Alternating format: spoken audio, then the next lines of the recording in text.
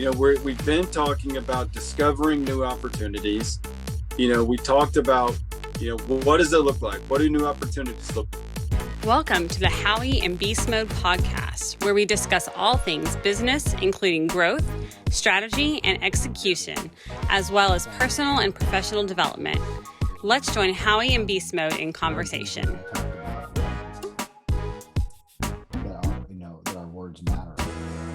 And Yeah. when we were talking to our employees, have you ever had a boss that made an impact on you by something that your boss said? Yeah, I don't know if I'll recollect one that spoke something, but I've had bosses that didn't speak, and Okay. that spoke just enough, Yeah. as if they did speak, Mhm. that didn't verbally,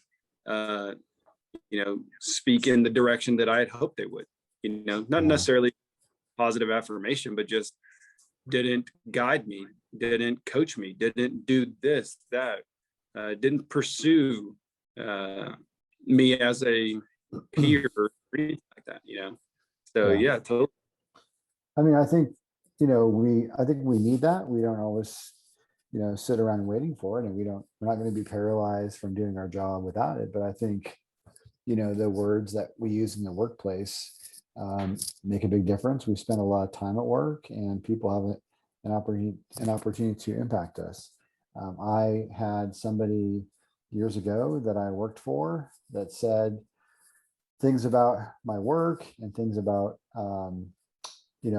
how he thought my future would go because of what he saw, whatever it was he was seeing. And I remember those words. First of all, because he spoke like that to me, there were short-term consequences, which is that I had more confidence to execute as I worked for him, and more confidence to experiment, and more confidence to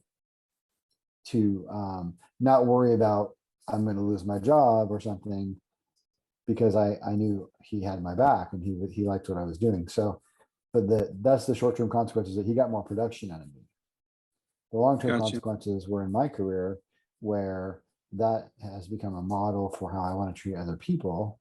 And so I've paid it forward dozens of times, actually hundreds of times. And so I think that has consequences. So at an employee, at a manager to employee level, the way we talk to people has a short-term impact to them because of the liberty it gives them to operate faster and more fearlessly, which helps our business.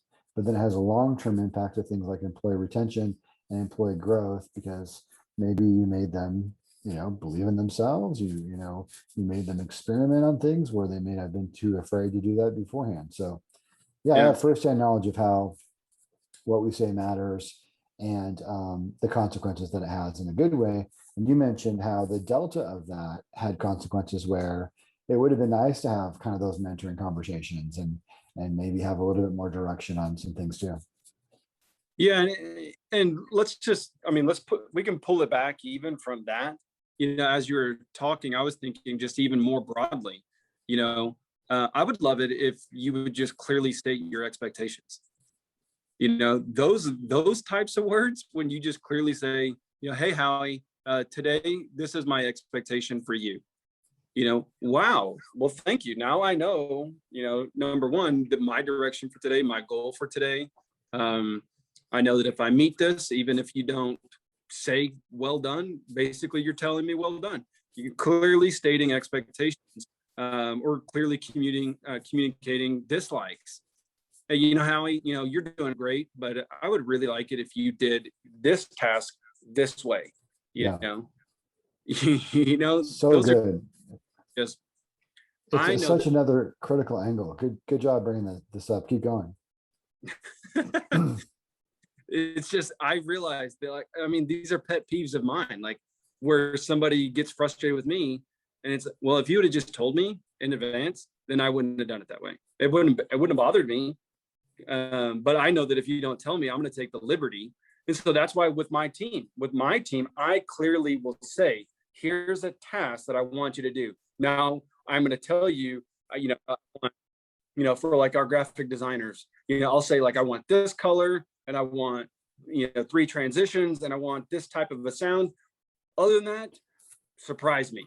Like, I want you to stretch my capacity. I want you to make me say no. But if I tell you I want it to be red and you submit it blue, I'm going to tell you redo it, because I gave you that one boundary. Remember, we talked about boundaries last week, and the boundary was red. Other than that, have at it.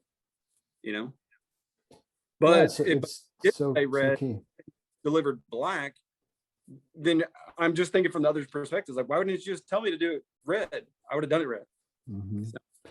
Yeah, but what you're talking about is such a important thing that I think managers don't.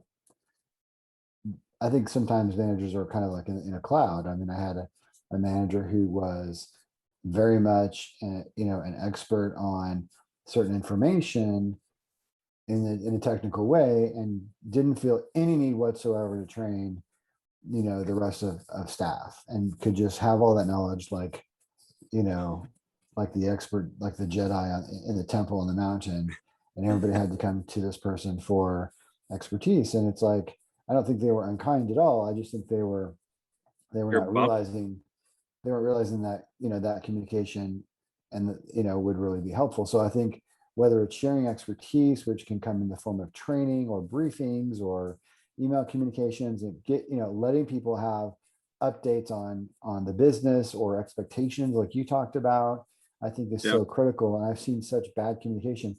There's a manager, that I had that wouldn't even tell you when they were going to be out of the office. So it's like you're trying to get a hold of them and they're on vacation. I mean, it was pretty bad. I've had that happen 2 or 3, at least 2 managers that I can remember wouldn't even tell you their schedule. And so I think basic communication, downstream and upstream, I think the sharing of knowledge is really key. Sharing expectations is what you said. And then what we talked about earlier was sharing encouragement as well. I think those are 3 or 4 things that, people can really think about in terms of improving their business and improving their relationships. Yeah. I remember, I believe it's a John Maxwell quote, and he may have gotten it from Earl Nightingale. So I just want to make sure I cover my bases. But it's basically the effectiveness of communication is on the communicator. So if I'm poorly communicating to you, I shouldn't expect you to understand and retrieve and capture everything. So if there's a misunderstanding, like you said, if there's a misunderstanding downstream, it is not downstream's responsibility to fix it. It's mine. And that, just like you were saying a second ago, that takes maturity. It takes maturity to say, hey guys, I don't need to be the source of all this knowledge. I can share it all with you guys because I'm comfortable with that. It takes some comfortability to just share all your expectations and just be out there. So I think that's great.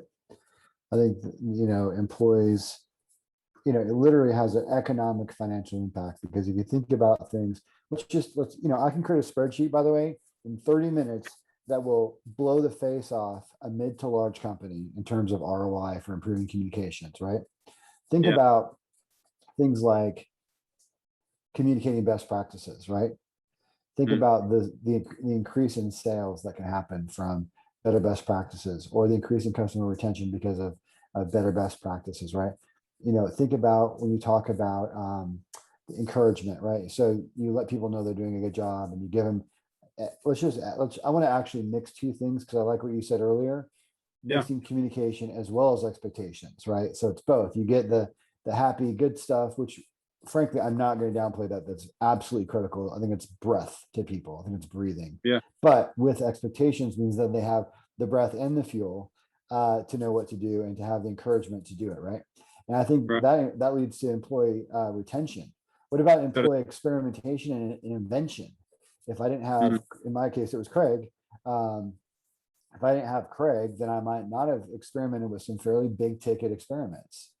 We did a mailer to senior executives to companies that cost over $2,000, and it was like these handcrafted, nice letters with business cards, and I don't know what else we put in the package, but they were sent overnight, and they had to sign for them. It was a well over $2,000 experiment, And we got meetings with companies like JetBlue over that, right? It's like big difference. But if I had fear, if I didn't have encouragement and air cover and direction from Craig, then I might not have done that experiment. So it would have cost us a critical meeting. And there was others, I just can't remember all the names right now, but that was kind of JetBlue is a pretty easy to remember name, obviously. So, just think about the economic impact of good communication, whether that be encouragement, sharing schedule, sharing best practices, sharing direction, like you said, all these things that can have a critical information or a critical impact on the business. So let's kind of spitball real quick here. What are some things that companies can do to improve communications in sort of those 3 or 4 areas? What can they do to improve that? Yeah. Number one, probably our number one most talked about topic is feedback. They can go ask. Oh, you stole it from me. I swear I was going to bring that up. I love you. Gotta go first. Yeah. No, you should go. I want you to. I'm proud of you. Go for it. Yeah. It's easy just to go downstream. Hey guys, where are we failing at this? What would you wish that I would do that I'm currently not doing? And you don't have to do everything. And please don't be scared to do that. Because honestly, somebody can give you some advice and it's just poor advice. Yeah. There can be an opportunity for them to give you poor advice, for then you to coach them on their poor advice and say, so that would be the very first and foremost. Why go try to strategize or do anything without asking who's currently there? So yeah, I love it. I think you can also turn that same radar extra. So I'm going to cheat off of you here. You can take that same employee feedback and turn that into a customer question, and some people do surveys. I think that's great. Survey is an easy way to go. I think, however, if you're in marketing or if you're in sales management or if you're in product management, you could actually just call 10 customers too and have a call. I think you'd be shocked how much they appreciate that kind of attention, right? And they will share. And some of the feedback will be, pretty game changing. So I think surveys, external phone calling campaigns, it's, your customer success or your salespeople can give you phone numbers of people to call that are relevant people. It's not like you have to just scroll through customer lists yourself. It's not hard to operationalize what we're talking about, folks. What are some other, actually, I'm going to write this down. So ask employees, that was good. And ask customers. What's another way we can kind of identify that our communication can improve? I would look at, any red flags that you can't have seen over time. Is there a certain topic? Is there a certain email I keep getting? Is there something that I don't have to go get feedback? The feedback's already coming to me. All right, you're just going to take over. Just take all my ideas and I have nothing to say. Literally just keep going because I don't have anything to say after that. Oh, all right, I'll pause there. You go. No, I'm kind of giving you a huge pat in the back. It's really great. But no, red flags, go with that. It's great. Yeah. And so just what do you already see? What are you already working on that you can just work on differently? Love that, man. Love that. So good. So good. Yeah, I don't really have anything to add. I think we've talked about employees, we've talked about customers. If you want to, I think the ROI exercise, by the way, if you want to email our show, I'll do the ROI for you. I might do a Zoom and we might do it together, but it'd be fun. I would be more than happy to do. I've done a variety of ROIs before for companies. What I would do to look at ROI impact would be things like some assumptions about number of customers, your attrition rate. I'd be looking at things like your win-loss rate. I'd be looking at things like your employee attrition rate, the cost to recruit, and the cost to train employees. There's a lot of things that we can do to kind of cobble together an ROI for you of kind of like an economic impact if you need to justify it to senior management. But my sense is, and again, I'll do it if you email the show, but my sense is that these kinds of improvements are just good Kaizen kind of mindset, just good, like the Toyota Kaizen way, just continuous improvement. I think people would appreciate doing it. But yeah, I don't have any structural pillars to add. Beastmode knocked them out really well. I think kind of my final one would be simplifying. So is there anything that needs to be more simple? Is there a bottleneck? Is there a roadblock? Is there a barrier that's preventing the communication from being as quick as we would like, as clear as we would like. Some of that comes through feedback, but some of that already. Like, hey, for this task, I need you to talk to so and so, so and so, and so and so. No, just empower that individual. But that, I mean, I just came up with another one that I guess I'll spitball with you guys. So yeah. I, at my new company, I have some new communication processes. So we use a certain intranet solution, and I have an intranet page for my team. And so as part of our weekly team meetings, I will have some notes on there. They'll get the notes before the meeting, and there's usually 5 to 7 things that I want to communicate that are generally around a resource or a best practice. Today I was ragging on him about something, so I had that item on there as well, something that we sucked at this quarter that I want us to improve on. But usually it's super positive stuff, whether it be a resource, a best practice, or an idea for them. And what's great about that being on an intranet, and by the way I do is I label it for every week. And so they can actually go back, and it's a little library of all those ideas, right? So I think one of the things you guys need to think about is organizing your communication and thinking about what's important in terms of permanence, right? Permanence, searchability. They know where to go for key information that you've communicated. So I would kind of think a little bit about the communication vehicle that you utilize. So like the strategy of how you send it out. Is there a way to make that searchable for the future and kind of like storable and all that kind of good stuff?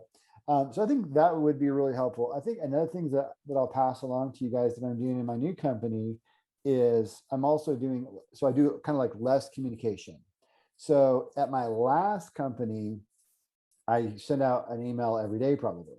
In this company, it's probably like 3 a week. There's one that they know they're going to get. It's a Friday wrap up. My Friday wrap up has usually 2 or 3 best practices on it, and I literally send it out at the end of the day. And it's kind of my last thing. I'm kind of like thinking about, what did we learn this week, or what's a tactic that they should consider. I happen to be in the sales world, so it's sometimes it's around selling stuff. And then I actually will sometimes put that on the intranet so that in the Monday, Tuesday team meetings that I have, they'll actually have the reminder there, and we'll kind of walk through those. So they get to see it kind of twice, and then they get the permanence of having it on the intranet. And so I think those are a couple of things to maybe think about as far as they learn to expect a certain type of communication, because they always get a Friday email. They always get notes before our pipeline meetings on Mondays. Mine run Mondays through Tuesdays, and I have several teams. So I have these pipeline meetings, and they sort of expect those notes, and then they know where to go for those notes as well. So I think for me, the fact that I have a set communication vehicle at certain times, and there's those stored records, I think those are things you should think about as you guys manage your teams, or just work with peers, of thinking about a couple of those tactics. Yeah, and just to kind of segue over, all of this is very similar to customers, that we're having. Again, if there's an issue, when we talked about we talked about last week, speaking the whole truth, again, that's on the communicator. So if there's an issue coming back, and we're constantly having a certain issue, maybe there's an issue in our protocol and what we're telling our sales team to say. Maybe there's a problem when we're telling our customer service team and follow-ups, and that's an issue. But again, that responsibility lies on us, not on our clients or our customers. It's not their responsibility to figure it out. It's ours. It's good. Yep. So that feedback goes the same way. You can ask your customers, you ask your clients, and give them levity, give them the room to say it, Okay. Well, in our last, 7 or 8 minutes or so, yeah. I think I'd like to talk a little bit about, what sort of like that internal conversation, right? So we all have an internal conversation happening. Some of us do go on walks and we talk out loud. That's fine. I think usually the conversation is internal. There's a dialogue, right? There's a talk track that we have. There's a famous psychological thing apparently called automatic negative thoughts, right? So those are words and thoughts that are sort of like that automatically prompt to us and that are negative. We have those. sometimes we might have overly positive views of ourselves and positive talk tracks about, we might be too confident in some areas, or we might be very judgmental about ourselves or others. So that the mental conversation as well is something that I think that it would be worth a few minutes to talk through as well. And, if you don't mind, do you mind if I take a first crack at it? Oh, please do. Yeah, this happened. I remember where I was walking a few years ago outside, and I was having just these negative self thoughts that were not helpful, and they're not constructive, and they don't lead anywhere that's positive. And I had a challenging thought come to those negative thoughts, and the challenging thought was, whose thoughts are those? And the implication was, do I just allow any negative thought that wants to parade itself through my heart and through my mind, or do I have a sense of responsibility to myself to be a kind steward of me, and manage myself, manage my thoughts and my beliefs, and that internal talk track. So I think just sharing that right there ought to help somebody say, you know what, I don't challenge the negative thoughts that I have sometimes. I should think about those and whether or not I'm going to allow those in my life. So those are a few quick thoughts about that. Yeah, I guess while you were talking, I was thinking about, if I had an internal thought of, hey, Beastmode, you're an idiot, right? But if somebody else told me that, do I value the internal thought of you're an idiot higher than the outside? Well, if I do, then there's a problem. Because if somebody's face to face and says, hey, Beastmode, you're an idiot, I'm like, well, your opinion, see you later. Like, it just rolls right off. But I'm valuing that internal one, then there's an issue, and I got to break down, you got to think about that. And again, how you do that is different. I mean, sometimes it's getting somebody with you and walking it out and then verbalizing those thoughts. Sometimes it's meditation, it's spiritual, it's something else. Yeah, and getting smart. And then I know Craig Rochelle talks about thought replacement. Oh, okay. He does that all the time. And and that's true for business and spiritual or whatever. Just like you said, is this whose thought is this? Okay, that doesn't belong here, so I'm going to put a different thought in its place, and I'm going to regroove that trench. And I'm going to put dirt over that one because I don't want that one. I'm going to regroove this one that says I'm not an idiot, that I'm doing okay. I love it. No, it's really smart. And obviously Beastman and I do come from a Christian perspective, and so we have some extra resources available through the Bible that sometimes have incredible crossover into business. So we don't mind sharing those with you guys and encourage you to pick it up and check it out yourself. But one of the scriptures that some of the believers online will relate to, but even people that aren't of this faith may have heard, is taking every thought captive. And I just think it's an absolutely critical thing to do, to take those thoughts captive and manage that internal conversation, and consider whether or not those thoughts are positive and if they're truthful. Now, listen, if they're we're not going to be, fake about this either. There might be cases where the talk track is, you need to get out of bed earlier, or you need to get on the treadmill, or whatever the thing is. You're not making any cold calls. You're just sending emails because you're lazy in sales or you're scared. Fine.